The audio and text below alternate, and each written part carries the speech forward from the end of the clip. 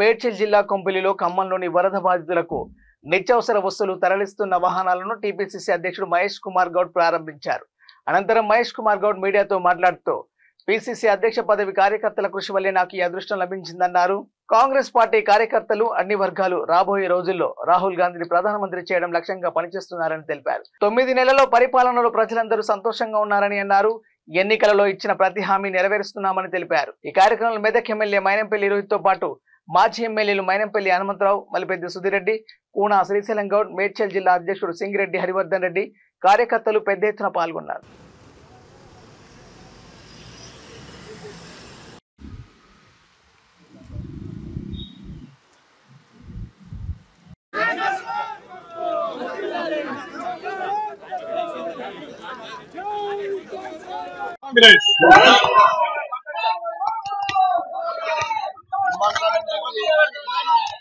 రావడం జరిగింది.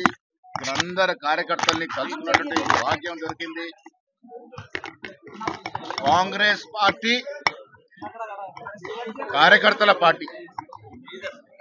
Congress party SC, SC, BC, మైనార్టీని గుండె కచ్చుకునే పార్టీ. ఇలా ఈ వర్గాలన్నీ కూడా కాంగ్రెస్ పార్టీ వైపు చూస్తా ఉన్నాయి. రాబోయే రోజుల్లో రాహుల్ గాంధీ గారిని ప్రధానమంత్రిగా చూడాలని రాష్ట్ర ముఖ్యమంత్రి రేవంత్ రెడ్డి గాని, నేను గాని, ఇక్కడున్న మా నాయకులు గాని, కార్యకర్తలు గాని కోరుకుంటున్న తరుణం. ఇలా రాష్ట్రంలో కూడా కార్యకర్తల కృషి వల్ల, కార్యకర్తల త్యాగాల వల్ల ఇలా కాంగ్రెస్ పార్టీ అధికారంలోకి వచ్చింది. ఆ కార్యకర్తల త్యాగాల వల్ల వచ్చిన కాంగ్రెస్ పార్టీ వాళ్ళ పేదల సంక్షేమం కోసం పాటుపడతా ఉంది. రాబోయే రోజుల్లో నేను పిసిసి అధ్యక్షుడిగా కార్యకర్తల యొక్క ఆభిష్టం మేరకు, కార్యకర్తల యొక్క కోరిక మేరకు అటు ప్రభుత్వంతో సమన్వయం చేసుకుంటూ ఇటు పార్టీని మరింత బలోపేతం చేస్తూ ముందుకు పోయే కార్యక్రమం. నేను ఎప్పుడు చెప్తా ఉంటాను, పార్టీయే మిన్న, పార్టీయే ప్రథమం, ఆ తర్వాతే అధికారం, ఆ తర్వాతే పదవులు.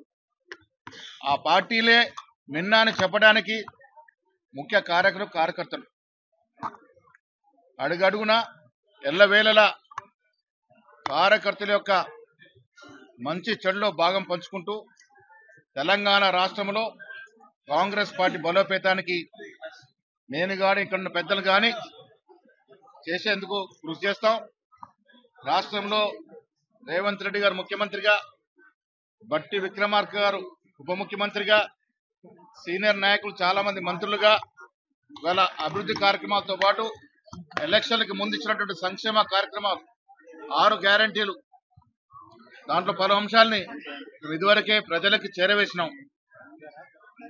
ఏదొకటి కానీ ప్రజలు మాత్రం ఈ 9 నెలల పాలలో సంతోషంగా ఉన్నారు.